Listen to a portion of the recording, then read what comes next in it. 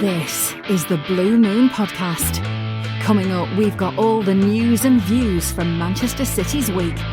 It's your club, and this is your show. With the last international break of 2025 out of the way, we can now look forward to 4 uninterrupted months of Manchester City bliss. But it was quite an interesting international break from a City perspective, with Erling Haaland's Norway qualifying for the first major tournament of his career, Nico O'Reilly impressing for England, Arsenal fans losing their minds about Phil Foden, and more. City are mercifully back in action on Saturday when they travel to face Newcastle ahead of a midweek Champions League encounter with Bayer Leverkusen. We'll be getting the perspectives from Tyneside and Nord Rhine-Westphalia ahead of those games later in the show. So, can City pick up where they left off against Liverpool before the break and embark on a big winter run? And are we ever going to get an outcome to the bloody charges? Let's find out in today's Blue Moon podcast. I'm Dan Burke, standing in for David Mooney this week, and I'm joined by City fan Chris Higginbottom. Hello there. And the Athletic City correspondent Sam Lee. Hello, all right. Sam, welcome back. It's been a while since you've been on the podcast, right? Yeah, it's been a long time. I think mine and Mooney's podcast is probably repetitive enough without spreading that to a second platform.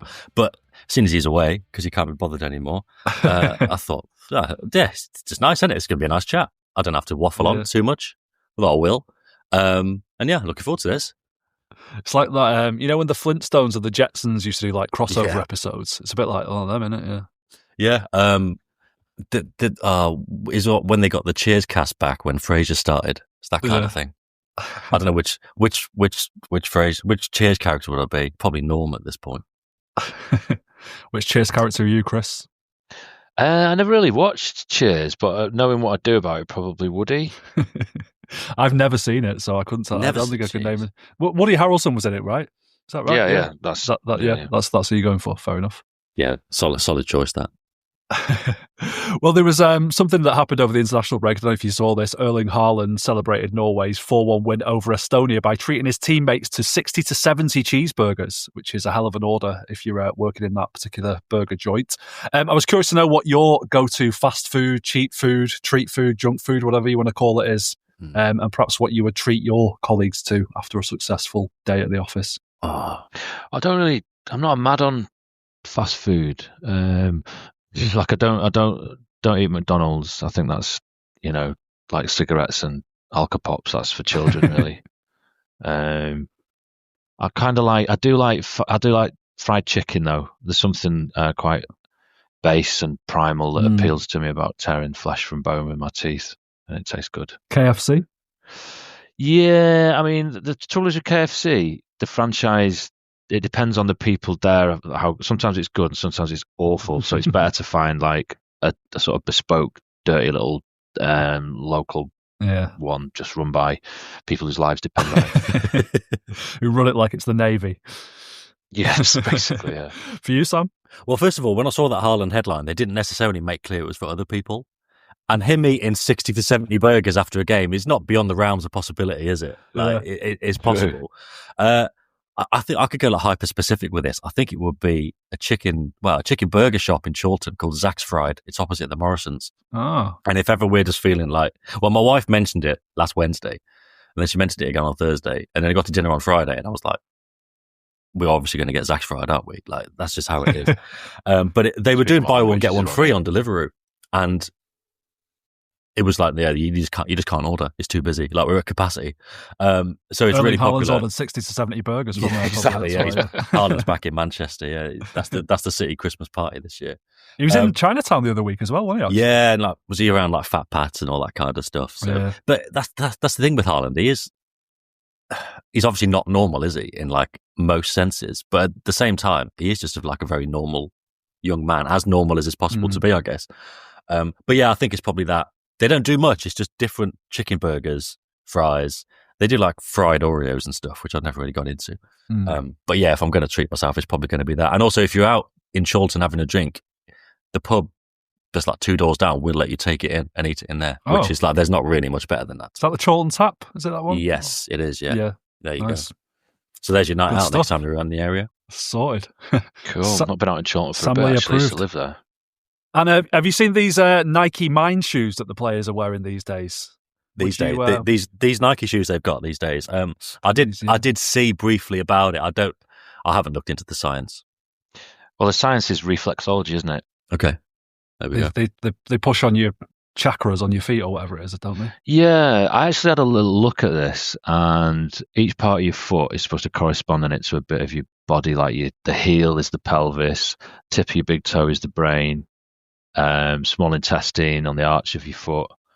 There's a tiny little spot just on the bridge of your foot there for the gallbladder. I mean, it's just bollocks. You were making it sound. You were making that sound really good. Yeah. It was a decent sales pitch. Well, yeah, and ultimately, like many decent sales pitches, load of old waffle. Yeah, I saw Jamie O'Hara wasn't impressed on Sky Sports News when he was asked about it, so I think that's all. Oh, maybe it is good then. I don't know. Exactly. Yeah, but yeah, I mean, all these little points on your feet that are supposed to, do something for your brain. You're trying to program our brain with trainers to buy more trainers. I mean, all of your foot touches the floor every time you walk anyway. So I suppose not for everyone. I guess. It's true. Well, yeah, I mean, over my head all here. of your foot, but the bits that correspond with where you walk, it's just you're walking anyway, aren't you? It's like, how much are these? Do we know how much they are? Oh, retail. They've got nodules. I don't know. Probably. I mean, that's the point, isn't it? It's just they've made a new thing to make more money out of people who have enough disposable to think, oh, that'll be a status symbol. Yeah, shell out on that. Speaking of which, I think Mooney should buy us all a pair out of the podcast budget, and then we can wear them during the podcast and see if it sort of makes the chat improve. Yeah, well, the listeners could be the judge of that, can't they? Exactly. Yeah. Anyway, let's crack on. And the first and biggest order of business today is Liverpool's disallowed goal. Should it have stood? No, I'm only joking. I don't want to talk about that anymore. There's been enough debate about that already, hasn't there? And the only answer that matters at this point is who fucking cares, I think. So let's actually talk a little bit more about Erling Haaland, because he got 4 goals in 2 games over the international break as Norway qualified for the World Cup, which is their first major international tournament for 28 years. Therefore, his life, isn't it? And his career.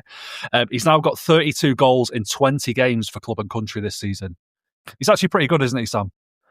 Well, one thing I don't want to do on this podcast is just keep referring to things I say every week on the other podcast, because that's just going to be boring. So I'm going to present everything as brand new information, like nobody's ever heard it before, or just make up completely new opinions. No, because that wouldn't be the new opinion, would it? So on the subject of Haaland, I'm going to say I've never had a word to say against him. I think he's great, and I think he does a lot for the team, and he's got no weaknesses in his game. But no, look. In the past, there will come a time in the future when he's not scoring goals, and then you do look at him and you think, what are you doing, mate? Or like he'll miss a really big chance and they'll be the only one he's got, and you think, you're in the team. The opinion I always say is, look, you're in the team to score goals, mate, so you better bloody do it. And that's exactly what he's doing this season, isn't it? Like, he's just scoring an unbelievable amount of goals, but also the way the team's kind of developing in terms of like the people who have left, but also the style at the moment. I don't know how long he's going to last with them being a bit more direct. I think as long as Pep keeps smoothing the edges down, they'll just go back to what they were doing, probably. But the way they're playing, it's more in his image, and he's by far the biggest character, personality, and like leader and player in the team. And you can't say fairer than that. Like I've said it in the treble season, the team was set. The team was set, and he was there as like the icing on the cake. And I think you can make an argument that they may have won the treble without him, or at least they would have been good enough to do it. I think, like they were the year before, but they just kind of got scuppered by Madrid, didn't they? But they were there in the mix, and they would have been in the mix again. But now it's like, if you take Haaland out of it, that team's certainly not set in the way that it was before, and he's really stepped up. I mean, there's been a lot of talk about City being over-reliant on him this season, certainly with his goals, and they are, yeah. With that in mind, and with the World Cup coming up at the end of the year, Chris, now at the end of the season, do you think City need to manage his minutes a little bit better, maybe, and avoid him burning out with the World Cup coming up? Well, I don't think the World Cup's any of our concern, is it? Do you think he might ask for that potentially? I don't think.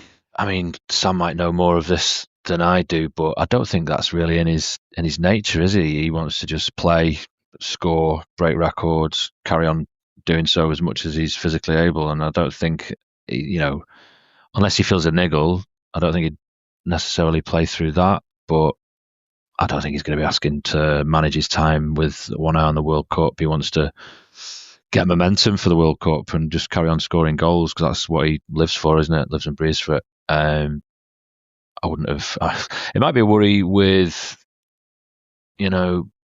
Marmoush not being there, if we're not able to rotate. Pep has a habit, doesn't he? You score 2 goals, he'll take you off if the game's looking safe. Perhaps we don't have much option for that, so yeah, there might be a bit of a conundrum in the works there, but we'll see. I wouldn't have thought Haaland himself would be. Yeah. He does tend to look after himself as well, doesn't he? Yeah. He said it during the Italy game that he was fired up by Gianluca Mancini grabbing his arse, which is, we all love a bit of gamesmanship, don't we? But that's sort of sexual assault, isn't it, Sam? Yeah, I think there's probably a specific threshold to when it tips over to. Because I mean, it would be, wouldn't it? Like, you could. If you did that in the street, it literally would be sexual assault. Yeah, but also, like, you could probably make a case for that being like some kind of workplace harassment. But I don't know, like, there's a specific line that you would cross before it would actually be a problem, and I'm sure it has happened on the pitch once or twice. But that is just, everything just fires him up, doesn't it? He said it. Who was it? He said it about after the Brentford game. He just said, "Oh, he was kicking me or whatever." So I was like, right, well, I'm going to score then. Thanks very much. And he always says, doesn't he? He goes, well, thanks to him. That's why I scored the goal. So cheers, mate. Yeah. Keep doing it. But I saw the clip when somebody pulled his hair and he turned around. He was really pissed off about that, wasn't he? It wasn't even pulling his hair. It was just like, it was kind of like a friendly, passive-aggressive gesture, if there is such a thing. He didn't like that at all. You ever been inappropriately touched on a football pitch? No, I don't think so. Not like that, anyway. No, not like that. No, I don't think I carry the same threat as Haaland. I don't think I need to be put off to such an extent. And there's probably easier ways of doing it. Much easier ways of doing it. Have you ever inappropriately touched someone, Chris, on a football pitch? I'll just leave it open-ended if you want. I mean, no. I've had my shorts pulled down. That is quite inappropriate, I suppose, yeah. Yeah. Someone else who had a good international break was Nico O'Reilly, with 2 very impressive outings for England, making his debut against Serbia and then also played against Albania. Are we at the point with him, Chris, where, left back is basically his best position? He's sort of considered someone who fills in there for City, but it's well suited to him, isn't it? And Thomas Tuchel seems to agree. Yeah, definitely. I mean, there's other players in that sort of realm for England that could compete with him, but if he carries on playing like that, then the position, is his, as far as I'm concerned.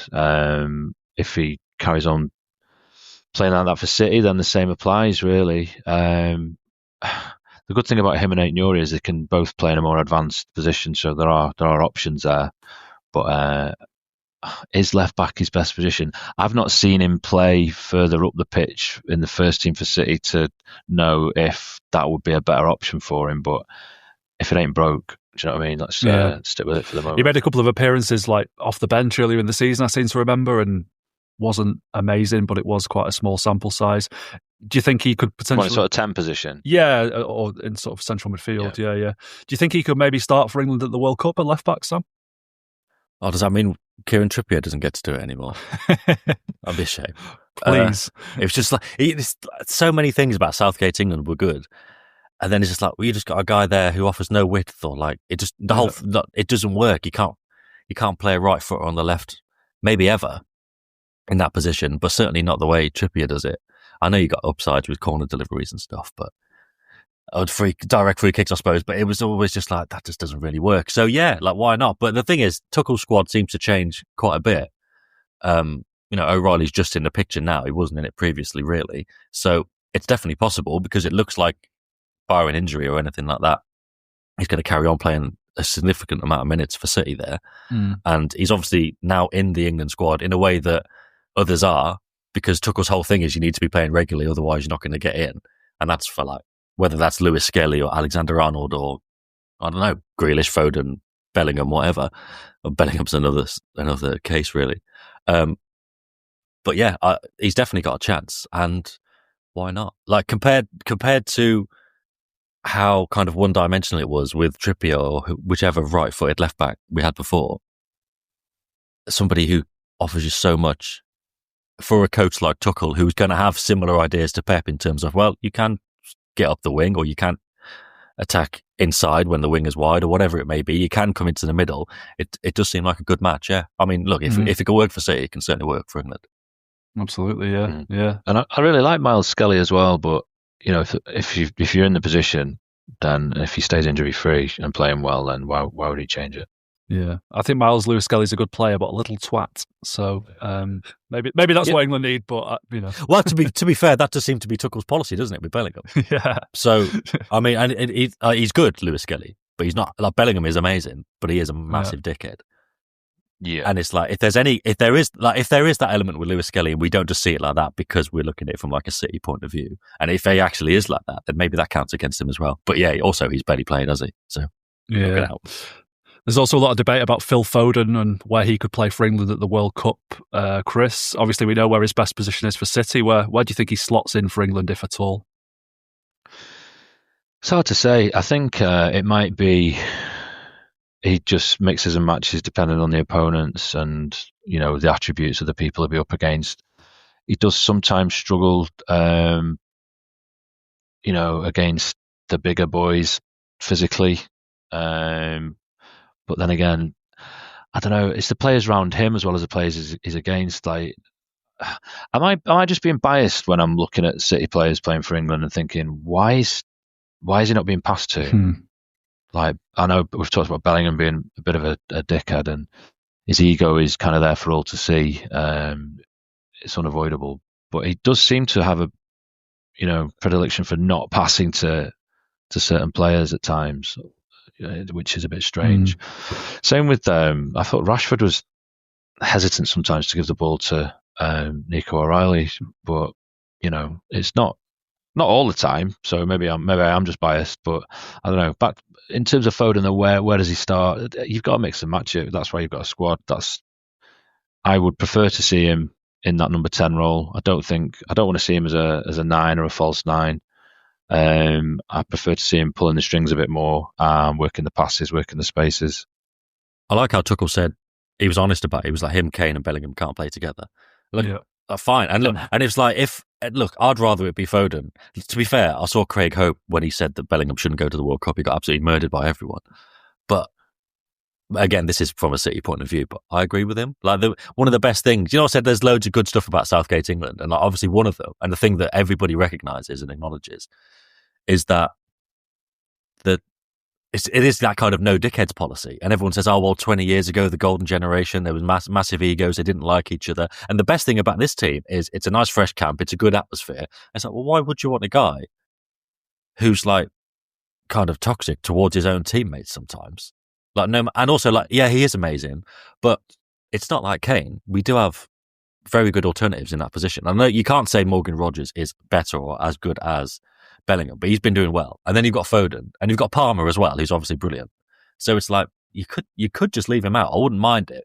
But I like how Tuchel's upfront about it, because he's not just going to cram players in for the sake of it. And to be fair, the last Euros, like Foden and Bellingham, I didn't think either. I thought those two and Saka had similar tournaments, but Saka and Bellingham and also Palmer, they scored key goals, and you can't really overlook that. And obviously, unfortunately for Foden, some of those goals came like 30 seconds after he went off the pitch. So it was a bad look. But none of them played that well overall, and they were all kind of crammed together. So I'm glad that Tuchel's got a clear idea about how it will and won't work, at least. And if whoever gets left out... You say that, Sam. You say that you can't play those... He did it, didn't he?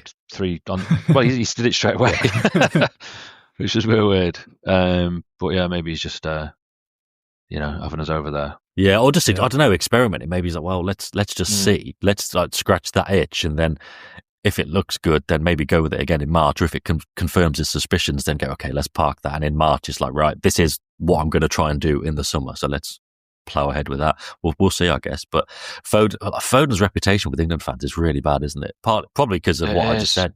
He didn't get a crucial goal, and he went off just as others scored, and it was like, well, he's so frustrating to watch. So you watch him play, and he is consistently like always, when he's not off the ball and we've got the ball, and he's always making really intelligent runs. He's always putting himself in a really good position to receive the ball. And it's like, I mean, the argument's been made by other people probably better than me, but I don't think there's a trust from a lot of players in the way they play their club football to give Foden the ball in the types of space where he is confident receiving it.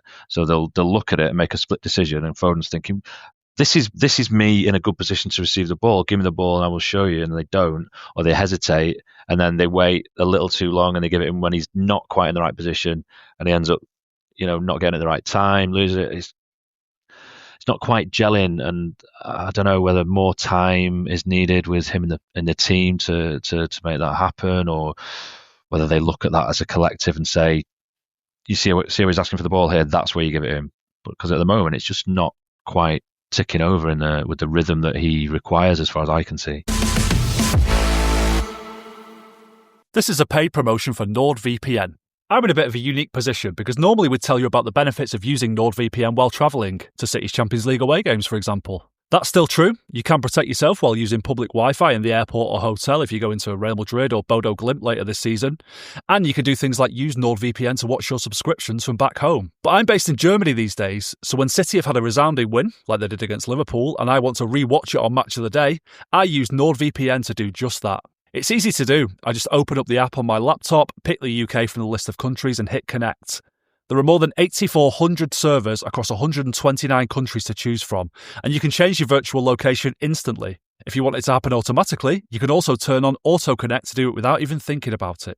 One NordVPN account can be used on up to 10 devices, and it supports every major platform, including Windows, Android, iOS, macOS, Linux, and even Android TV. To get the best discount off your NordVPN plan, go to nordvpn.com/Blue Moon. Our link will also give you 4 extra months on the 2-year plan, and there's no risk with Nord's 30-day money-back guarantee. We'll also put the link in the podcast episode description. Get a dollop of City nostalgia every Monday. Sign up at patreon.com/Blue Moon Podcast. Something you'll have missed by not being on Twitter over the international break, Sam, is Arsenal fans absolutely losing their minds about Foden, it seems. Never has the phrase living rent-free been more appropriate, I don't think. Why is that, do you think? Why do they hate him so much? What would the seeds of it be? Was it because it was always pitted as Foden against Saka as the rivalry, and then obviously when City won the league, the 4 in a row, he was like the talisman for City, wasn't he? And he just kind of destroyed that argument. So is it just the kind of bitterness? Well, this latest one, it seems to have originated from what at the time when he set up Eze, it did feel like a bit of an overly glowing assessment of Foden's pass to Eze. The put it on a plate thing, because obviously he passed it through, and it was a very, if you go into it, it's a very intelligent pass, because your natural pass there might be to put it in front of him to run onto. And strike on his left foot, but he sort of weighted it in such a way that it was natural for him to stride onto it with his right foot, which is more natural for him, and he's put an absolutely amazing finish into the top corner. But they seem to eulogise the pass a little bit too much, and I don't know, even in the post-match interview with Eze, they kind of maintained that focus and put it to him, and Eze seemed a little bit uncomfortable with it, and it was like, how come you, I don't know, Is there like a media thing where they've said, oh, Foden's been a bit out of sorts, let's make sure we heap praise on him, and it's backfired? Or is there a more sinister, cynical kind of engagement farming ploy at work where they've said, let's say I'm maybe going a little bit tinfoil hat here, but to overdo it like that, because the official England Twitter account said put it on a plate, and it's just, you've got a load of Arsenal fans here who are waiting for something to be enraged about. It's like, give them something to think about. Don't feed them something to be enraged about. Well, exactly, yeah. What do you think the motives are of that kind of overzealous praise that Foden is getting there? Is it because they're trying to cover up for, or not cover up, but make up for some undeserved criticism, and it's backfired? I mean, maybe it does build. The thing is, I don't know. I would say I'd be surprised if there was like a 3-line whip from the FA saying, look, can we kind of build this boy up while we can, because we know he's not had the best times at City last season, and we know there was a bit of like fragility around that.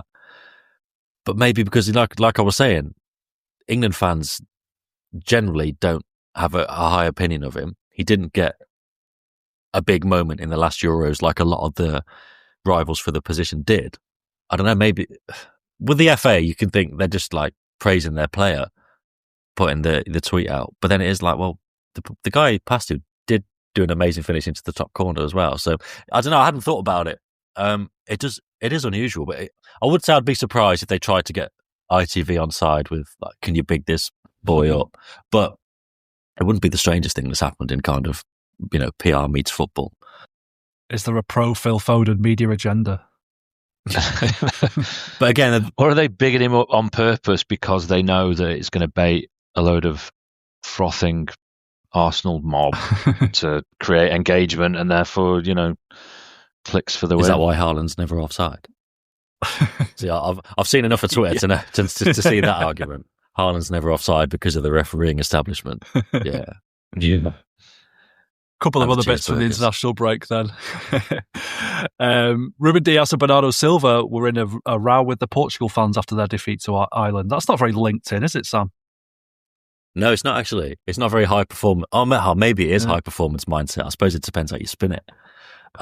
What were they? Do we know what they were rowing about? This is probably a conversation that I should know already. But I assume they were just getting shit for the defeat. Yeah, from the fans. It seemed like it got personal because there's a point where you saw something was heard that was shouted, and that just like the mist descended, and it was like, hold me back, sort of thing. You're better when you haven't got a girlfriend. To be fair, Diaz has actually been good though, hasn't he, recently? So, I don't know. They would have lost their heads, wouldn't they? Losing 2-0 at Ireland with Ronaldo being sent off, they would have lost their heads. So yeah, and then if something like that was said as well, then it's perfect storm, innit? Good luck to him. Also, Khusanov got sent off for Uzbekistan with a very Khusanov tackle. Do you think any concern for him, Chris, about being left out of the squad completely against Liverpool after that injury? He's kind of lost his place that he was building up at right back to Nunes. Is there? I think you should always be concerned if you're not playing. I don't think he personally should be overly concerned because he's still quite fresh at City and he's young and he's still learning his trade. But yeah, be concerned. He needs to get his head down and fight, not assume that he will be picked, and work his bollocks off to make sure that he is. I think he's one of those players at the moment where, at this stage of his career, we will only be using him sparingly, where we really, really require his attributes, and there's more kind of trusted custodians in there who might be more reliable. He might not get the nod, but yeah, concerned but not overly concerned.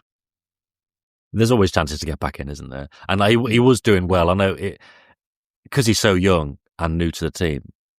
The way the team's moved on as well, it might be like he's got a bit of catching up to do. But I think we always see this, like, how's so and so going to get back in? And has it waiting for John Stones to get injured, probably. Yeah.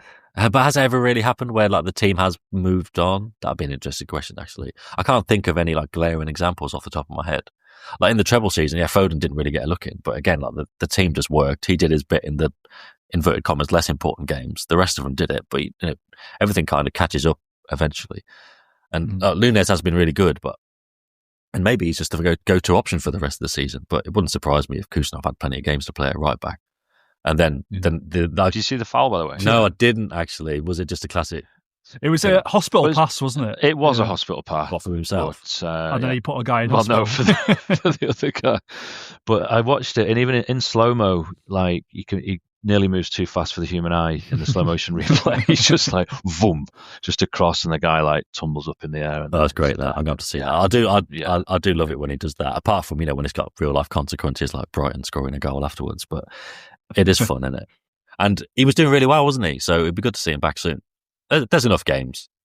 Like Leverkusen, that could be a 20-minute job against them, and then you build it up from there.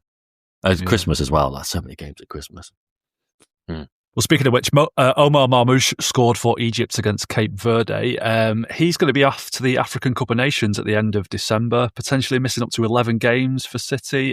Same with Ait Nouri going away with Algeria. Is that a concern, Sam, those two players jetting off? They would have known it was coming, surely, but... Yeah. I suppose it depends, because it depends on the injury situation with everyone else. Because recently, like, we know they've not been playing since what, September? Because they've had injuries, and City have kind of gone from strength to strength. So it's a shame not to have the option. And I still really believe that Ait Nouri can do a lot in different ways that O'Reilly can, and those two can kind of interchange quite well. And Marmoush, his goal was off the right, wasn't it? And it's like, well, if all of a sudden the right winger's coming inside and City have got space to run, and he can do that, then great. But the fact of the matter is, over the last couple of months, he's not really been around, and it hasn't hampered City too much. And, City have now got to the stage again where, like, possibly one player like Khusanov there is just being left out of the squad altogether. So if those two are out and the squad's full enough otherwise, I don't think it's necessarily going to be a problem. And yeah, like you say, they would have known that would have been the case heading into the season anyway. So it is what it is. I'm absolutely not concerned at all right until they leave and Haaland and O'Reilly get immediately injured. Yeah, that would be typical City, wouldn't it? Some interesting comments from Edison over the international break speaking to ESPN Brazil. He admitted that he tried to leave City during the 2023-24 season and it affected his performances last season, which I think we all saw that. I'm not going to ask if you feel vindicated, Sam, because I know you did talk about this on Let Me Talk already for your reporting about Edison, but I do want to bring in this question from a listener, from John, on the emails. He said there have been a few consistent standout performers this season for City: Haaland, Doku, O'Reilly, Nico, Donnarumma, but who has had the biggest influence on this version of the team so far? I'd actually say Donnarumma, as he gives the whole team confidence and he strikes me as a proper leader controlling things from the back. Interesting one with Donnarumma, because I think when he signed, we all thought there would be a pretty harsh adaptation period to sort of City getting used to this goalkeeper that wasn't, nearly as good with the ball at his feet as the last guy was. But have you been surprised, Sam, by how smooth that's been?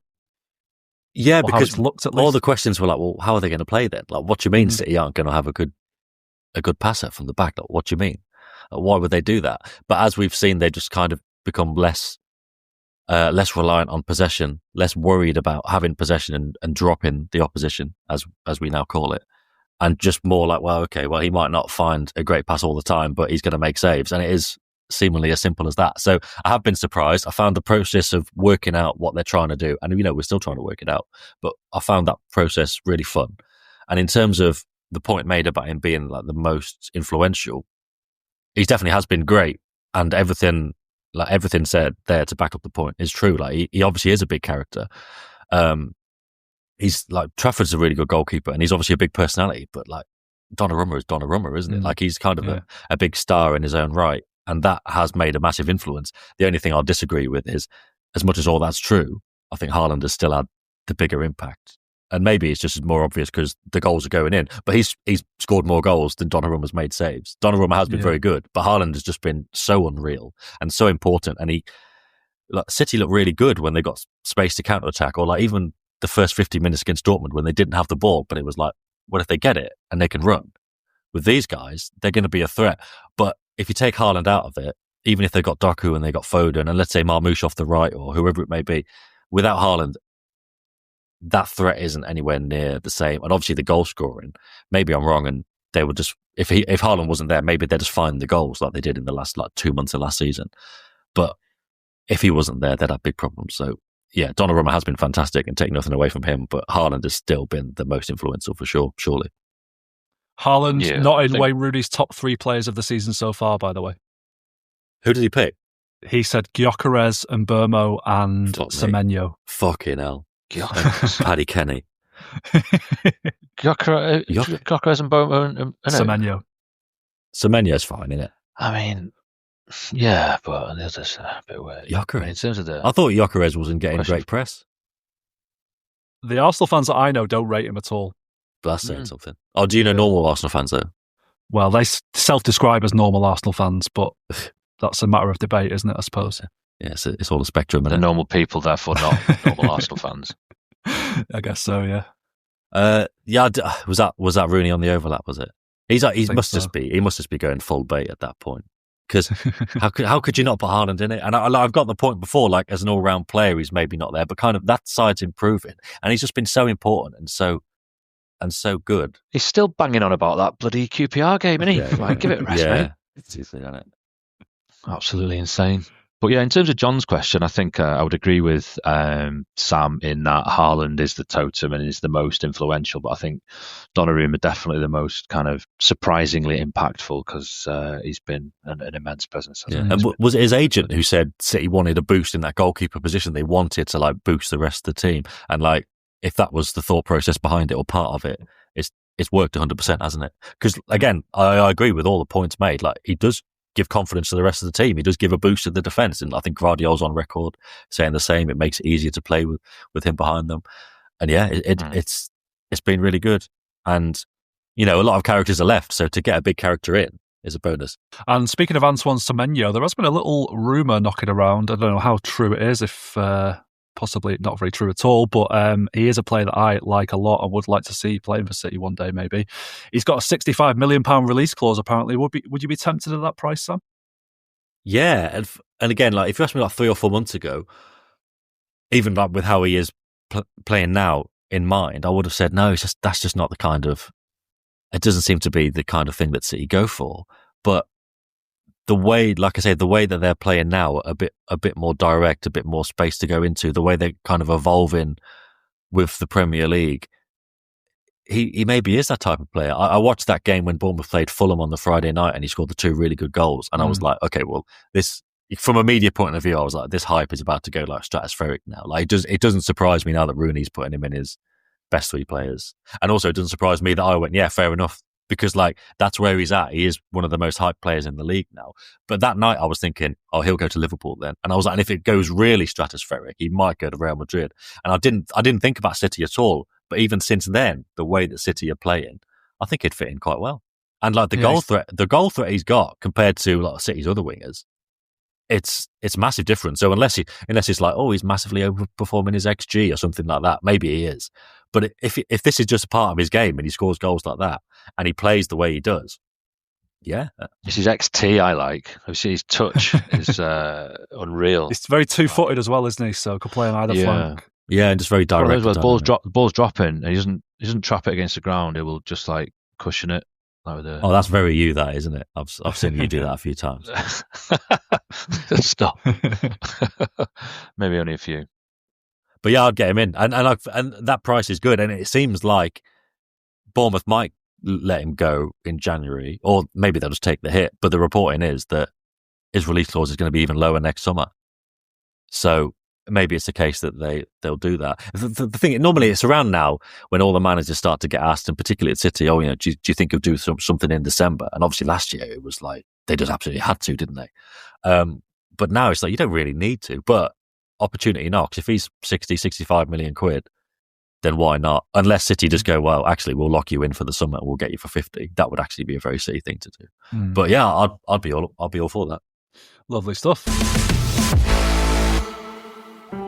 You see stats pop up all the time about clubs and players, and you want to know that exact thing about City. There's an answer. Statscity.co.uk. Want to find out all of the players who played alongside club legends like David Silva, Sergio Aguero or Vincent Kompany? Or maybe you'd like to know which team found it hardest to score past Joe Hart.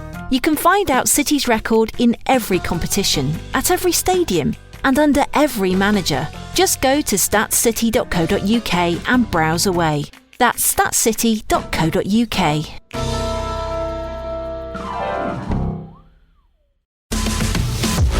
You can listen to the show ad-free by joining our Patreon, patreon.com/Blue Moon Podcast.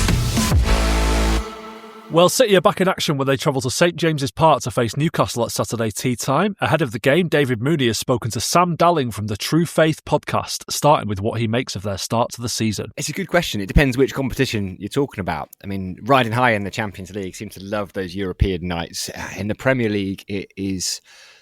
We'd hoped it would have turned around by now, right? Everyone knows the Alexander Isak situation, not having a striker, so there was a little bit of a... Do you want to call it an excuse? Yeah, we'll call it an excuse, right, for not scoring, particularly away from home early in the season. You were going, oh, actually, we went to Aston Villa, played really well, just didn't score, right? So the narrative was, yeah, but if we'd had a centre forward, we'd have won that game. And yet, we're still not winning games. The away form's dire. I'm glad we're at home. We're a bit better at St James's Park. We're still learning, right? It's only our second season in the Champions League this time around. Last time around, a couple of years ago, we didn't have any sort of a squad. There was a week where we beat Manchester United and Arsenal at the weekends, beat them, I think 1-0. In between, we went to PSG and got a draw. We were 1-up until Tino Livramento had a penalty given against him. It wouldn't have been a penalty in the Premier League, harsh handball. Anyway, so we had that really wonderful week. But the same 11 played basically all 90 minutes. They were knackered. We then went to Everton on the Thursday night, lost 3 or 4-0, went to Spurs and got battered on the Sunday. This year, it's the first time Hal's actually got a little bit of a squad to play with. but he's still not sure what to do. Like, he doesn't like to rotate. He's very loyal to his players. He has got different players, like a variety of options in different positions. And the other week we went to Bournemouth and suddenly he made 6 changes. And we're like, oh, it's very un-Eddie Howe-like. So we don't know what to expect. And because of that, the results are inconsistent. And we've had games against Liverpool and Arsenal at home, which we've lost in the dying embers. So, as football fans do, you go, oh, yeah, but if we hadn't conceded that goal and that goal, life would have looked very different, but we did. So it's very difficult to predict Newcastle United, which is odd because Eddie Howe likes control, he likes predictability. Yeah, let's touch on the Isak stuff because that did dominate the summer in the end. And Nick Woltermeyer came in. He's looked pretty good from the outside. He's looked pretty good to start with. I love him. He's a cult hero, right? And at the moment, he's dropped off a little bit, and that is because he's having to play every game. There's no other option. Johan Wieser, who I still believe is not real, right? He's a figment of our imagination. Will we ever actually see this man? I don't know.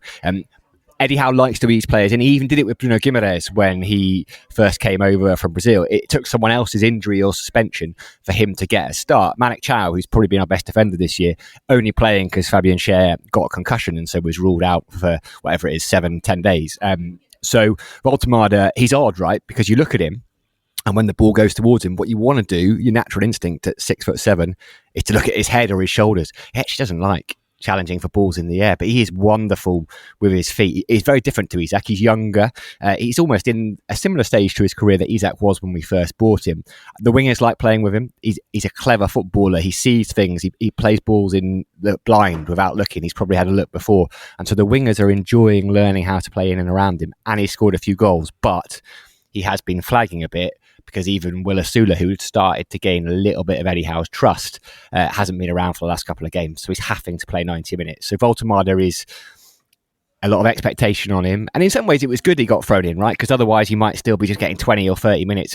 And because he scored those early goals, it can go two ways, can't it, with new signings? They get a couple of goals early, then actually the pressure is off them. It could have gone the other way. So it's worked out well.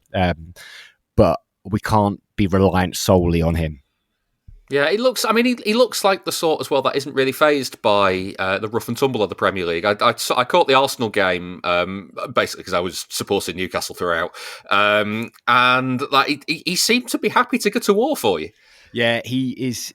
I think he's very calm. I can't imagine him. He's very chilled out. He's always walking around. Sort of the pictures on social media. He likes his basketball. He likes his baggy clothes, sleeveless vest. Very chilled. No, I don't think anything really phases him. And while it's a different level, a friend of mine is very good friends with Christian Burgess, who's the captain of Union St Gilloise. So I went over for the Newcastle game, and actually the day after we went for coffee with Christian Burgess, who'd just played up against Woltermeyer.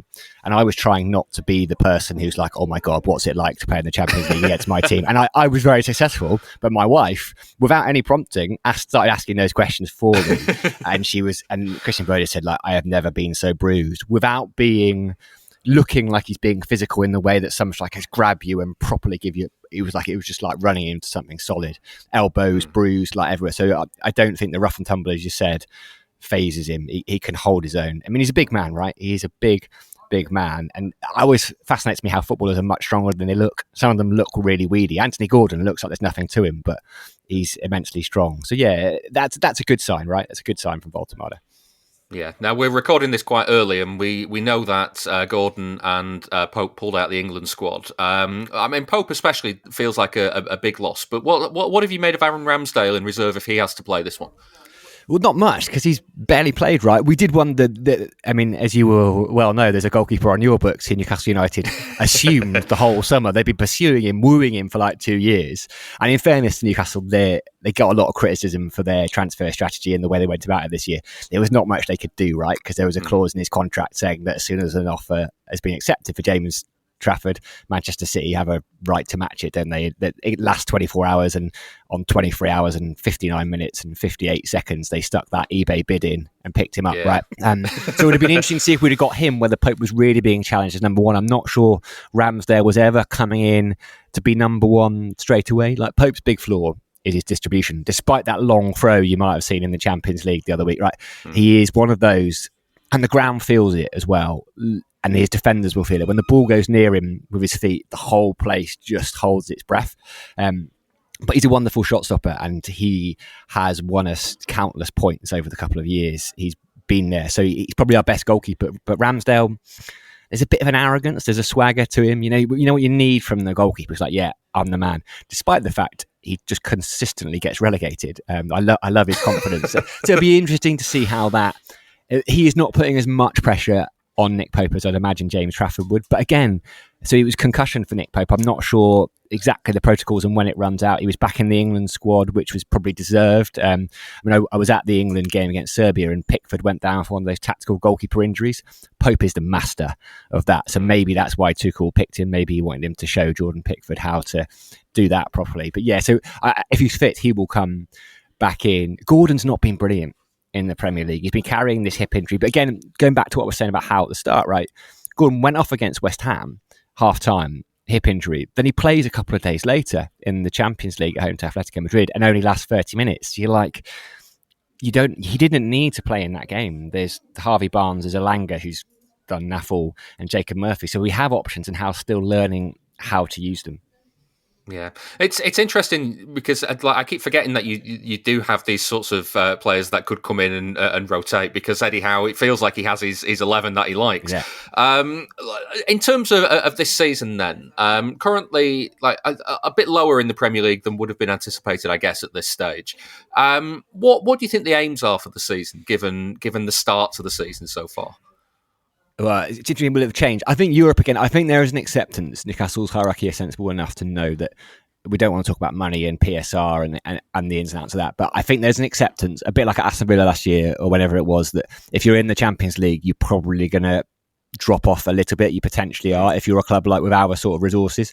So if we could finish in the Europa League positions, I mean, if we're going to want to win the Champions League and qualify again, that's absolutely fine by me. But I think Europa League, another cup run. I did hear that it was interesting. Someone was talking about the Conference League and actually how there are clubs who will actively avoid trying to qualify for it almost if there's a position, because actually you make no money out of it. And it's such a drain on resources. And actually because of the whole, so if you're in the Conference League, you can only spend 70% on your wages turnover thing, and whereas if you miss out on the Conference League, suddenly it's 85%, so you can actually be better the following year, which it sounds counterintuitive, right? So what I'm saying is avoid the Conference League. Thursday nights in the Europa League would be fine. I would love the Champions League, but you never know. This time last year, roughly, we're talking about a 0-0 draw at Crystal Palace when Newcastle were dire, and everyone's starting to go, has Eddie Howe run its course? And there's similar like, they're very like small murmurings. They're not real, they're social media, but that's where we're at the moment. Yeah. How do you think this game will go? Because City are, a bit weird this season. They've been generally quite good in the last few weeks with a few bad spells. But it is at St James's, and you've got the St James's factor there. And if you look at the last few years, these have always been really good games between these teams. Yeah, it's an interesting one. Like I said, and I know this is a cop-out answer, Newcastle are so unpredictable. They'll have had a couple of weeks off, but then you have 2 weeks off. And what Howe is really good at is he's almost a one-game-a-week manager in the sense that tactically he can prepare for an opposition, right? The schooling he gave Arteta in the Carabao Cup two-legged semi-final last year was fantastic.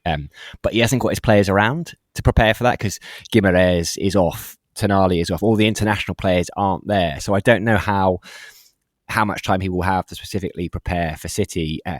Intensity's always been our identity, sorry to use the phrase. We're lacking that. But it is... You worry with Newcastle the plan B, right? They'll come out and they will try and hit teams early, 10-15 minutes. And if they get that goal in the 10-15 minutes, fantastic. You worry with Newcastle when they go one down. They just have no answer. Even sometimes when they go one up, to be honest, they don't know whether to then try and kill the game or to sit back, and it's become a bit of a familiar tale. So I don't want to say like, oh, woe is us, because we're in a very nice position, particularly compared to where we have been in years gone by. But I just don't know what kind of Newcastle will turn up. I hope a blooming good one, and I hope we can blow Manchester City away, which we nearly did. Was it last year, the year before, when Ederson got injured and then De Bruyne came back, didn't he, and scored that wonderful goal off the bench? And that was the night, even like 2-1 at Isak and Gordon had scored. Yeah, that was a night game. It's 12:30 kickoff, right? Isn't it? Everyone's favourite. 5:30. I've got this one. It's 5:30. Is it? Yeah, you meant no. You're probably right. I know that I'm missing it because in order to get the pass to go to Marseille the following week, I've had to take my wife to Nice that weekend. So the Manchester City game is a sacrificial lamb for me to be able to go and be at Marseille, where the information we got through this morning was basically saying, we don't want you there. Do not wear colours. Do not come into the city centre. Come here. You must be here by 4 p.m. We will let you out in 500 people droves. Expect to wait 2 hours after the game. It's like, oh, okay. I feel really welcome in your city. Yeah, this sounds like more like a visit to prison than a football match, but here we are. Sam, if Newcastle are to win this one, who are the players that are going to do it? Who's been the most reliable and most informed this season? Well, the most interesting one will be Lewis Hall, to see if he plays at left back. Now, Dan Burn is suspended. This is another one. We keep hearing that Lewis Hall isn't fit, right? And Dan Burn is this conundrum because he's been one of the best defenders in the Premier League, but he's not in Newcastle for the last year or so, right? I think people can admit that. But he's not in Newcastle's first choice centre-half pairing right now. He's been playing at left-back. Lewis Hall came on. It just gives us a new dimension. He looked blooming fit against Atletico Madrid and against Brentford when we lost. So I think keep an eye on Lewis Hall. Like, I really love it. He offers us something completely different. He opens the left wing up as well. The left winger isn't thinking, I haven't really got anyone on the overlap. So him, and it's that midfield battle, right? Tonali, Guimaraes. And it's interesting. Joe Linton has been first choice for a couple of years, this sort of destroyer. He's not a great footballer. Like, technically, he's way below the level of Guimaraes and Tonali, and how is starting to learn, we think, that maybe a Jacob Ramsey in there, Lewis Miley, in certain games offers a little bit more. But I think for this one, I think it's a Joe Linton game. So that midfield three and Lewis Hall at left back is who I like. Yeah. Well, we got the charity bet coming up shortly on the show. Now, I'm not on this show, so I don't have the pressure of whether I have to do it or not. But normally I would give my my bet over to the guests so that I don't have to worry about coming up with the score prediction. So I'll give Dan the same liberty. What's your score prediction? How do you think it'll go? How do I think it will go? Should we call it 2-2? Can we shake hands on 2-2 right now? We'll have a good bit of 5:30 tea time fun. Everyone can get out for their dinner reservations. So that's what I'd be happy with. I can't see Newcastle United at the moment getting anything from that game. Just Haaland, he just scares me, right? Not just physically, just everything about him. He's a goal scorer, pure and simple, and I can't see how we stop him. If you enjoy the show, please give it a rating and a review wherever you get your podcasts. That was Sam Dalling from the True Faith podcast. So City have got a decent record at St James's Park, Chris, but it feels like a proverbial tough place to go. How tough are you expecting this one to be on Saturday? Ooh, tough. Well done. Yeah, it's good things for us. Big Dan Burn, not Big Dan Burke. Big Dan Burn's out, isn't he? He's got 2 yellow cards, I think. So he's. Oh, you out as well? Well, out at the pub? Out on the lash, yeah. On the lamb. Fair enough, that's good. On the lamb. I don't know what that means. I'm going to just crash on. I don't know what that means. But yeah, on the lamb. On the run from the police, the police, yeah. I thought you said rum at first. I was thinking lamb's gravy rum. Yeah. On the lamb? I've never heard that. Oh, right. All the times I've been on the run from the police, and I've never heard that. Yeah. Oh, yeah. Anyway, never mind. Yeah. Anyway, where were we? Tough place. Where were we? Dan Burn. Yeah. Yes, he's out, and Wissa is also out injured, so that's a big bonus. Voltemade, though, he's looking a bit dangerous, isn't he? They do have threat. The thing about Voltemade, he reminds me of you know that song "Shut Up Your Face"? Yeah. Joe Dolce. Voltemade. Every time I hear it, I get that song playing in my head. So I could do with him being out as well because it's annoying. He's a bit Haaland-y, isn't he? He doesn't look good, but he keeps scoring goals. I was so convinced he was going to flop. He is good. Yeah, he's really good. Totally different from Isak, but yeah, he seems to be really doing the business there. So they are a threat. It's going to be freezing cold, full of drunken Geordies by tea time. Really good atmosphere under the lights. Very tough place to go for that alone, but they've got a good team. Given the injuries and the kind of run of form that we're showing, I do expect us to win. After the international break, it's tough as well, though, isn't it? But that's the thing with this. It's like the prediction. It's for everyone, though, isn't it? Yeah, that's true. Yeah, that is true. But I suppose a break of momentum can be better for some teams than others. Like Newcastle not doing particularly well. They might come back and they get jolted into life by what's going to be a great crowd, like you say, all those factors. City coming back like, oh, things were going great.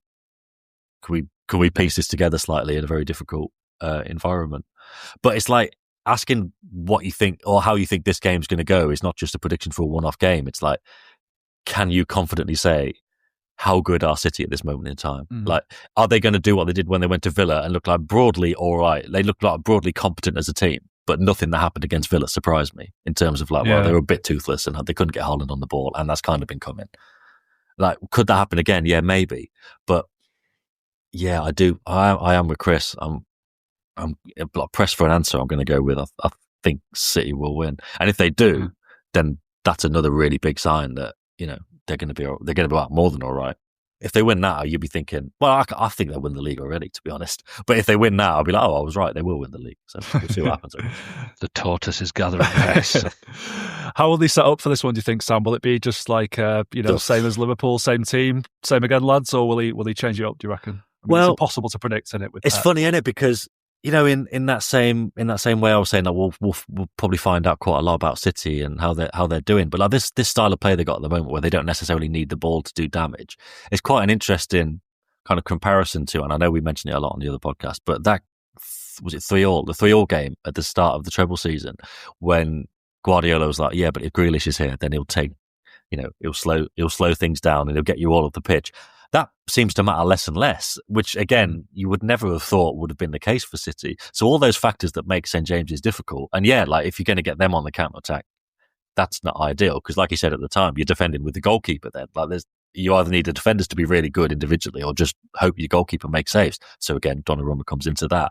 But then it's like, well, if there is going to be space and it's going to be chaotic and it's going to be end-to-end, that would actually play into City's hands at the moment. And again, maybe, I don't know, maybe Haaland misses all his chances and Newcastle get loads and they score them and it just ends up being one of them. But if it is an open game like it has been in the past, it does suit them now more than ever. And I don't know how they're going to set up. I don't know if they're going to want Doku to come inside like he has been. I hope so, because it's been working. But if Pep sits down to them and us later and explains, well, we didn't want him to do that for this game because of X, Y, Z, we'll go, yeah, fair enough. As long as it works, then do what you want kind of thing. So I don't know how they're going to set up. But broadly speaking, if they don't have the ball, well, for long stretches, even if they end up with like 48% possession, which would be unusual, I think I'd be pretty comfortable with that at the moment. Yeah. Wonder if you'll see Bob after his... Yeah, I was going to ask about Cherky. Do you think he's sort of the biggest question mark over that Liverpool 11 maybe? Because... he keeps getting hooked, doesn't he? Wasn't great, for was he? Too maverick. Well, he's just too maverick at the moment, isn't he? Like, sometimes he hits the sweet spot, but sometimes he just does stuff that drives Guardiola mad. And although... wrong place, wrong time. Yeah, exactly. But everything he does is just kind of like, just find a different gear, mate. It doesn't always have to be that. But, I saw Gail Clichy do an interview and he was saying like, he's basically had to like reprogram himself because to be fair, you can make this argument about every professional footballer, but he was like, the way he plays is a consequence of just being so good in all your youth teams and in all the teams you've ever been in that the coach just says, go and do what you want, mate. And obviously now it's like, the manager's not saying that, is he? Like he's giving them the freedom to do it, but you've just got to, never mind if you're Pep and this idea of, oh, he's so strict, etc., etc. Any coach in the world will be saying, could you not try and fucking nutmeg him when they're going to counter-attack if you lose it? Like, so there is that element, but yeah, there is a question mark around him. But then the other question mark is who comes in. Like if you're talking about the right wing, yeah, maybe it would be Bob. Maybe you do Savinho if the game stretch, but everyone's got their opinion on Savinho, and it's not always necessarily good. And then, but maybe that's the time for Marmoush. But yeah, with Cherky, I don't know. They're just rounding off those edges, aren't they? And fair enough, we all knew that would need to happen, and it's happening before our eyes, I guess. Yeah. Arsenal are at home to Tottenham on Sunday. I'd probably fancy them to win that one, to be honest. And then they've got Chelsea away the following week with Bayern Munich sandwiched in between those games. How important, Chris, do you think it is to really keep the pressure on Arsenal, especially at this moment in time? Well, yeah, that's why we've deployed the ref that we have to that game, isn't it? No, you're right, though. There could be points dropped, and we need to be, our foot firmly on the neck to take advantage of that. I could definitely see them dropping some points over the next two games. So if we don't, then obviously blows it wide open. Yeah. Well, City are also in Champions League action in midweek when they face Bayer Leverkusen. David Mooney's also been speaking to Germany-based journalist Archie Rhind-Tutt about the Bundesliga outfit and what to expect when they visit the Etihad. If you'd played them last season, they were a lot better. That's the first thing. As you would be if you had Xabi Alonso as your coach if you had Florian Wirtz being used properly, Jonathan Tah at the back, marshalling things, Jeremy Frimpong out at right wing back, Piero Hincapié, who has barely played at Arsenal, but let me tell you, for him to be a reserve option is outrageous. And yeah, they had a bit of a bumpy ride in the summer. You might have seen that Erik ten Hag was there before he then wasn't there, after having, how do I put this, upset pretty much everybody at the club, down to the tea lady, was the vibe that, and the reports that I was given. So in a way, I think it's actually helped Leverkusen to put one person in between the Alonso reign. If I would say that, yeah, Erik ten Hag's reign, it made him some sort of sacrificial lamb, and then you bring in the David Moyes effect to at Old Trafford, yeah. Although it's not getting any better since then. So but you do it in a month, as opposed to string it out till March. So yeah, and then Kasper Hjulmand has come in, who you might know from coaching Denmark during the Euros, when that near tragic incident with Christian Eriksen, and yeah, he's exactly what you would expect him to be, in terms of what a lovely bloke and somebody who is determined to keep calm in every situation. And given how many new young players they have, I think that he's proving himself to be a solid choice so far, because things are a lot smoother, the waters are calmer, and this huge group of young players that they've now had to bring in, because I think they anticipated selling some off when Xabi Alonso was leaving, but I think that, yeah, it's been almost a complete switch around. The thing is that it takes time to build a new team, as the 7-2 defeat to PSG showed that Leverkusen are not operating anywhere near the level of the top teams right now. I saw it when I was at their 3-0 defeat to Bayern Munich, where they were barely able to lay a glove on them, despite the fact that Bayern Munich were playing without Harry Kane, for example. Michael Elise didn't start that either. And yeah, it was labelled as a Bayern B team here. So this Leverkusen side that's rocking up has potential. There are young players in it who can shine. Ernest Poku, for one, is a very dangerous forward, with lots of speed and technical ability. Alejandro Grimaldo's left foot could repair nations. I'm convinced of it. I don't know what he can't do with that left foot. His free kick taking is outstanding. He's already got a couple this season. There's talk of him being the best free kick taker in the world, and I struggle to think of anyone better right now. So they do have weapons, but they also have problems when it comes to playing top teams. Yeah, don't give away free kicks around the edge of the box is mainly the top tip there, I guess. What's going on with Claudio Echeverri? Because there was a lot of talk around him being, an option for City at the end of last season. Gone away on loan to Leverkusen, and then barely been seen, I believe. Yeah, not yet, but that's because there is this large competition for places, and you've got players who are trying to assert themselves in the first team. And because it is a completely fresh start for everyone, it means that, well, if you perform immediately, then you're going to get your chance ahead of others. And even I wouldn't be too concerned right now, because there are still so many games to play in this season, and the way that looking at how many injuries are befalling every team that is playing in the Champions League, to be honest, and the struggle to keep people fit. I think it's November. There's still time, but right now he's just had others ahead of him. Just looking at Leverkusen's position, then they're currently fifth in the Bundesliga, with a few problems. They play Wolfsburg before this one, so maybe the chance to get more points on the board there. In terms of a style, what can City expect in this one? Because a lot of teams normally in a normal season against City, would expect them not to have a lot of the ball sitting deep and try and kind of play the low block. In the last few games, City's possession stats have been around 50-50. Are we likely to see another low block and drop from Leverkusen? Or are they going to want the ball? If they've learned anything from the PSG experience, I wouldn't call it a game, then that they started off in a very low blocky position, and then they came out to play and they were doing well before they then took in 3 goals in the space of 6 minutes before half time, and had to pay the price for that. So that is the question for me: is how are they going to see this, having been slapped down by big sides, not in any kind of fashion like PSG did to them, but Bayern Munich, it was a comprehensive victory. So the question is, do they stick to their attacking principles that you would see more in the Bundesliga, where they do trust themselves a little bit more, or are they going to, or are they going to sit in and think, okay, how can we get a result here? I would err on sitting in a bit more against this City team.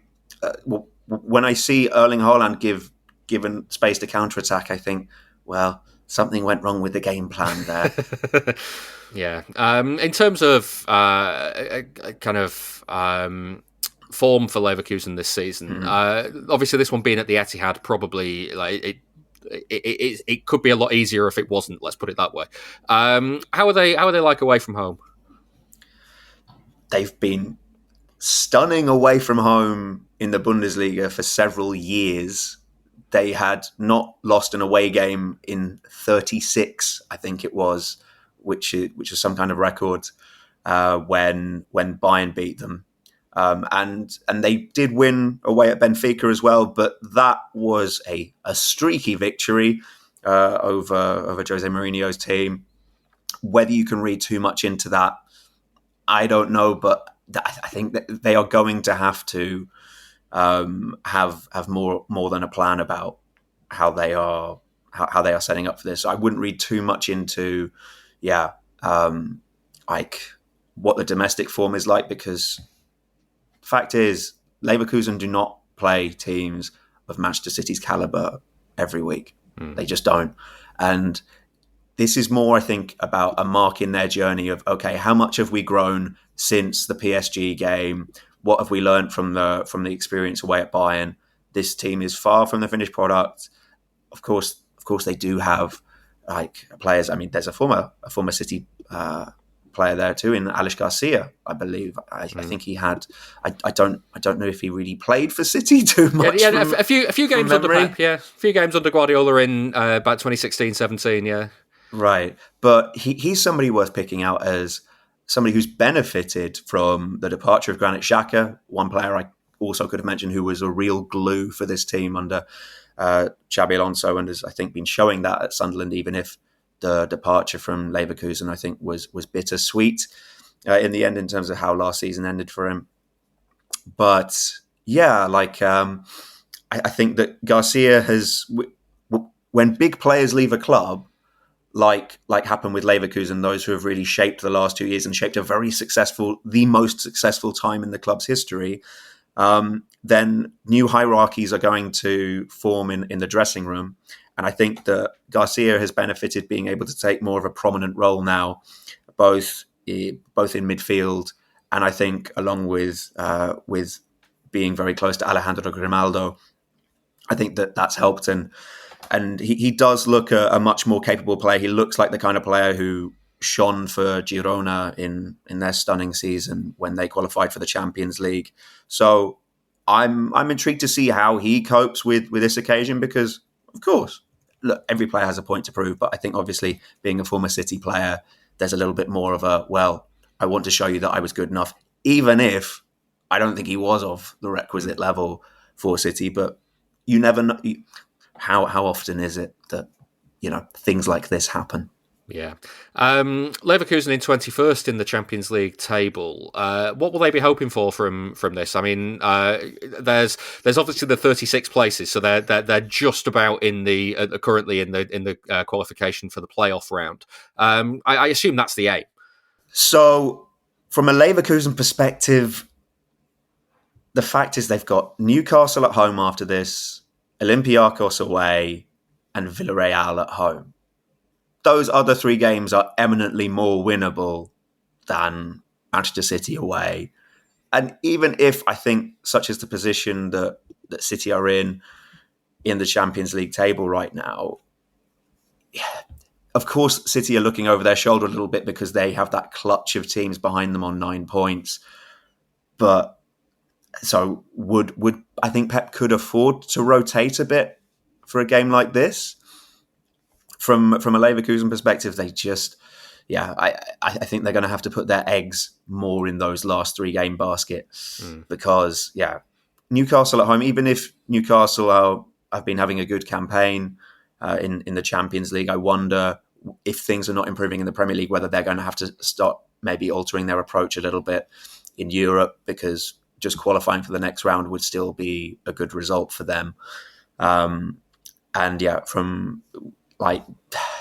looking at how Villarreal and Olympiacos have done in the Champions League so far, both of them yet to win, I think that you won't necessarily, a couple of wins will be enough, I think, to qualify. And Leverkusen, despite having only won 1 of their 4 games so far, are in a qualification spot, which tells you what you need, I think, to get in those final 3 places. And even if they've got teams with big names behind them, who you would expect to be challenging, and of course it's difficult to be across who everyone's got. Really, It's so hard, isn't it? I'm not going to pretend. Well, of course, in the back of my mind, I know exactly who Marseille, Juventus, and Athletic are playing. I don't, but I do know that Leverkusen's run, there are gentler fixtures than this to come. So I would be framing this as a bit of a free hit. Yeah, there's the thing I always think about the Champions League, the new format, is if City could be as bad as they were for as long as they were last season and still get into the playoff round, then there's hope for everybody down the bottom end of that table. Archie, obviously we're quite a way off from the game at the moment, but how do you think it'll go? Let's normally I give my score prediction over to the guests. I'm not hosting this week, but I'm going to give Dan's score prediction over to you. So what are you going to have? How do you think it'll go? What's your score prediction? 3-1 home win. Simple.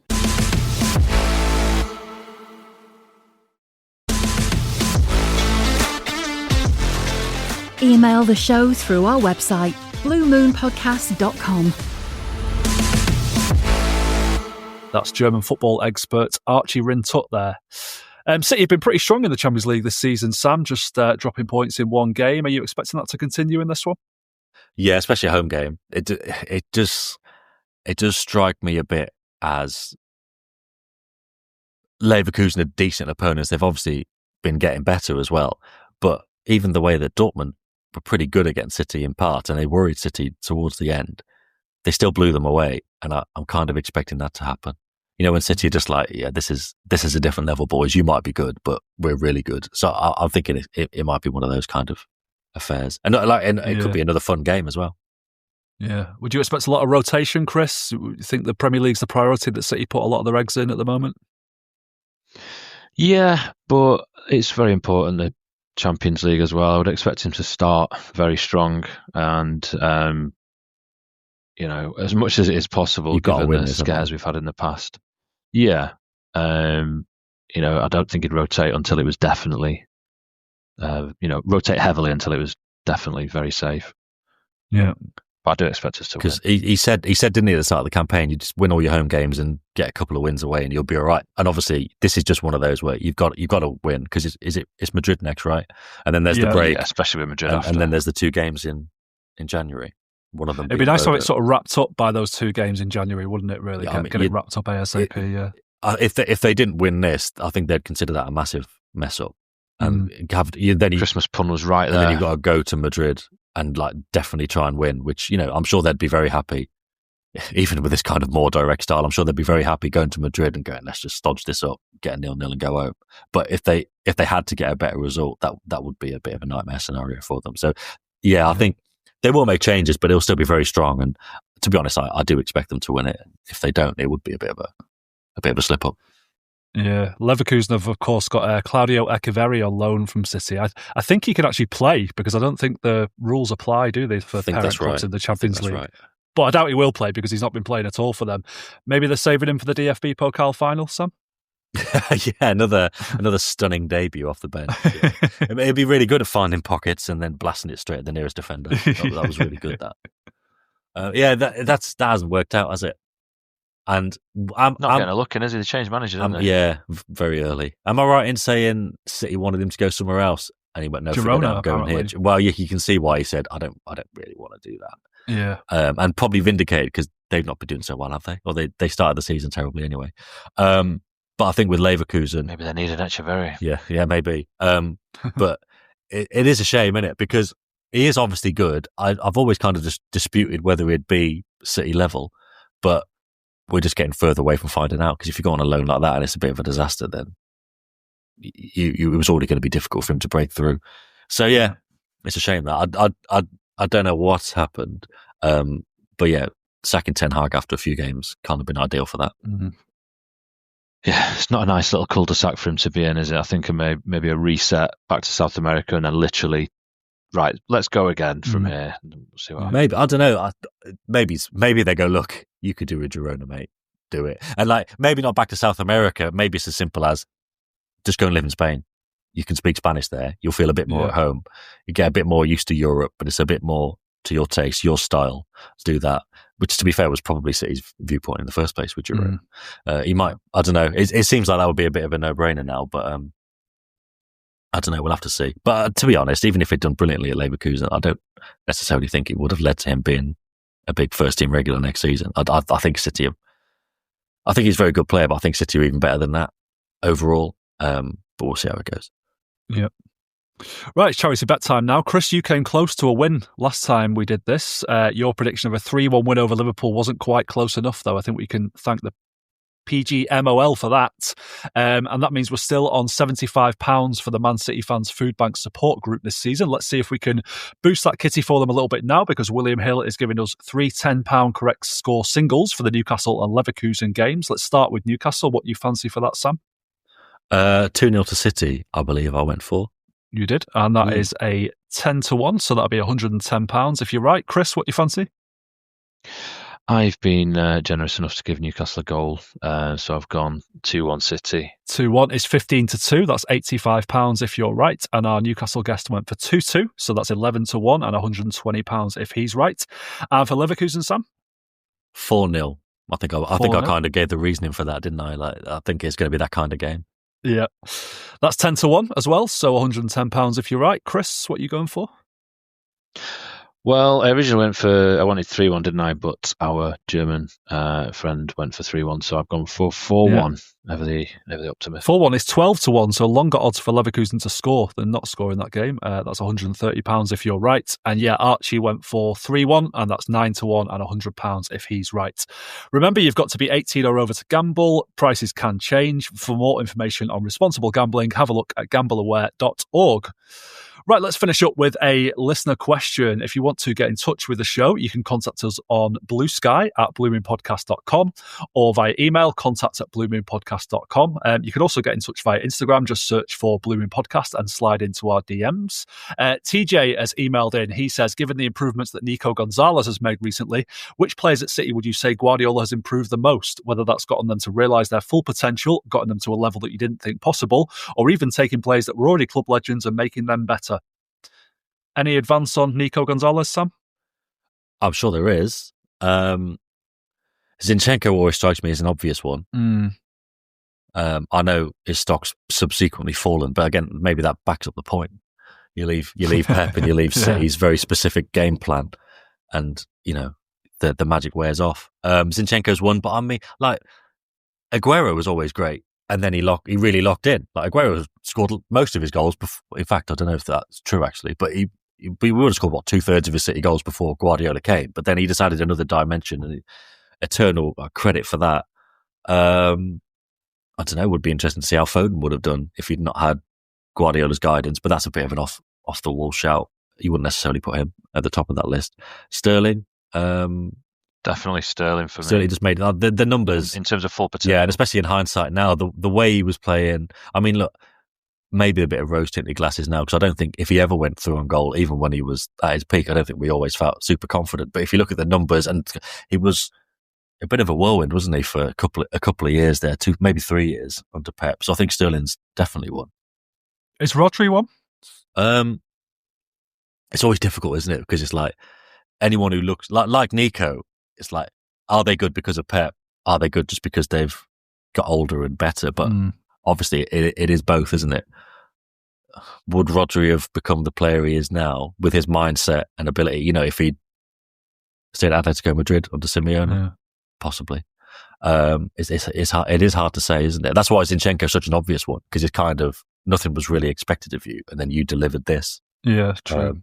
There'll be loads, surely. Like Edison. Fabian Delph, yeah, I was just thinking that. Edison. I don't really know enough about him before to judge, but has he dropped off at the moment as well, or? I think the drop off already kind of set in, didn't it? To be fair, for the reasons he kind of discussed. That's true. Yeah. Yeah. Pre-drop off. Another question on Nico. Let's say, maybe not this weekend, but perhaps a few weeks or months into the future, that Rodri's fully fit and available to start and available to play 90 minutes. Has Nico been so good that he could potentially keep Rodri out of the first team, the starting lineup? I mean, he has been Rodri, good, but Rodri and 10 others. Well, look, yeah, exactly. Well, like if Rodri's fit and ready and playing amazingly, then Nico has been really good, hasn't he? But he's not been that level.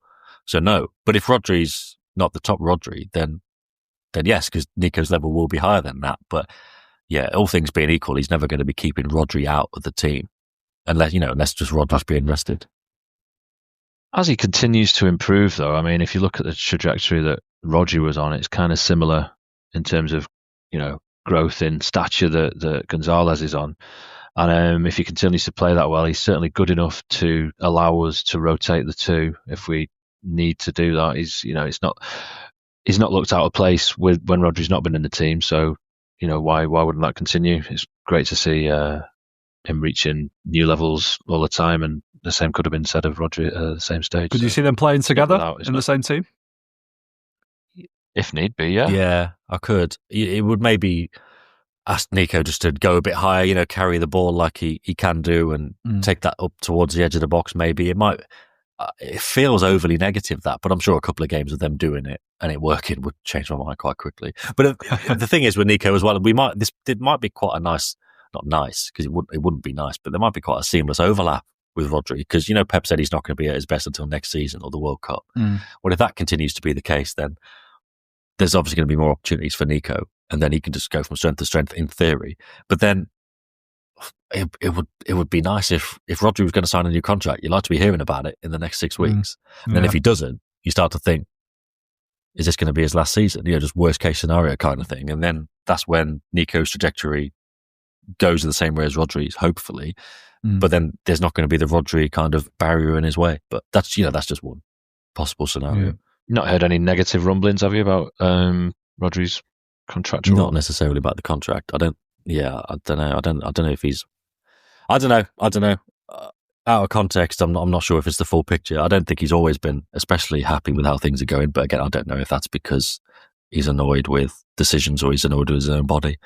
But I'd like. He was definitely pissed off last season with the playing staff and how things were going, wasn't he? Yeah, seemingly. Talked about mentality, and it was basically very, not hard to read between the lines that he was pissed off with the players and perhaps the players that have been bought, and that was kind of comments directed at not only the playing staff but upper echelons as well. There was a thing at Brighton that things have turned around. There was a thing at Brighton at the start of the season, wasn't there? Like, we need to improve a lot off the pitch, like, especially off the pitch and things like that. I don't know where that I don't know where that's gone, but I would. Oh, there was this season, that wasn't it? So, but I would like to. Yeah, I would like to get a nice positive update on that before Christmas, because otherwise you start to think, oh, when's this going to happen? I mean, that said, Haaland signed that new deal out of nowhere at the start of January, didn't he? But Yeah, the plan was definitely to do the Diaz contract, which they've done, and then get Rodri sorted. But it's been a while now. So with those kind of rumblings as they are about him not being too happy about certain things, we'll see how it pans out, I guess. Yep, and unless some news has broken while we've been recording that we're not aware of, we seem to have got through another international break without a resolution on the charges. So that's another thing that's still rumbling on. Sam, to borrow a phrase from Let Me Talk, gun to your head. When's that going to happen? What's going to happen? If you had to make a wildest guess, what would you go for? What as in what's going to happen? Yeah, I guess it'll just because I've not thought about it for so long. But I guess what I used to think about it was City will get a fine for not cooperating, and that'll be about it. I don't think there's necessarily any reason to believe that the delay suggests one thing or the other. I think it's just an incredibly long process, is it? In terms of when it's going to be now, honestly, like when I was looking forward to being off, first of all in June and then from July onwards, and I was thinking it was going to be then, like everyone was. And everyone thought it was going to be last season, and then everyone thought it was going to be the summer. So now it's a bit like Pep's contract, isn't it? Like, it could be there forever. I don't know. Who knows? Yeah. Chris, have you just become incredibly blasé about it like I have at this point?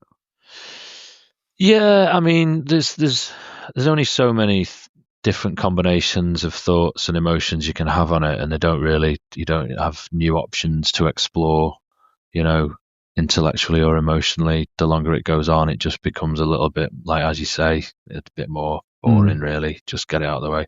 It might have something to play into why they've not got their eye on the ball with Rodri's contract, potentially. Everyone's concentrating on behind-the-scene wranglings to do with 115. I don't know. I mean, that's very vague and speculative of me. I don't really know what's going on behind there at all, but you never know.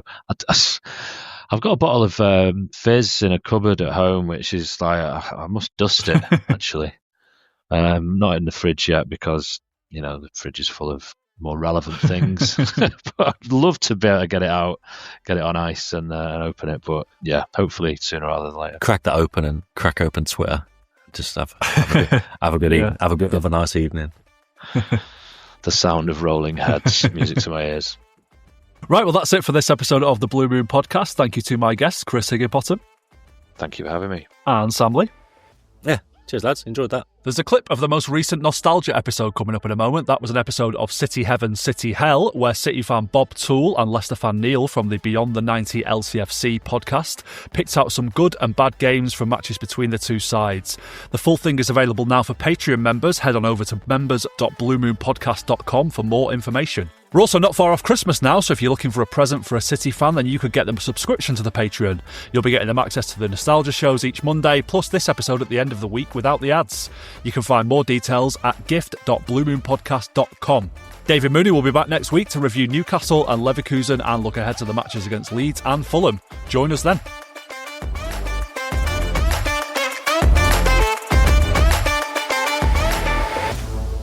That was the Blue Moon Podcast. Please give the show a rating and a review where you can. And don't forget, you can listen without the ads by signing up to our Patreon. You'll also get an extra episode each Monday. Here's a clip of this week's. Weirdly, I look back on the game kind of fondly because it's gone down in folklore a little bit, I think, with City, because this is the game where Pep said afterwards, like, what's tackles? I don't train the tackles. And thinking about the context at the time, Pep's first season at City, there was a lot of knives out for him and sort of this idea that he couldn't ever bring his style of football to England and be successful with it. We obviously got battered by Leicester here. So this is like the first real moment where like Pep's properly being shown up. I think there was a lot of glee in the press afterwards. But when you look at it in hindsight, it was on the cards. I mean, look at our back three that day. It was Zabaleta, Stones and Sagna, and Zabaleta and Sagna were like old men by this point. Aguero, Fernandinho and Otamendi were all suspended. It's really not a great surprise that we got absolutely battered in that game, really. For me, it was the fourth goal, the Jamie Vardy to the hat-trick. So remember, he was coming around the corner. The goal was unbelievably tight. I think it bounced off the inside of the post and just went in as well. Just thinking another hat-trick, and also we're still living in this fantasy of Jamie Vardy and what he achieved for us. You can listen to more of that at patreon.com/Blue Moon Podcast. And join us again next time for another episode.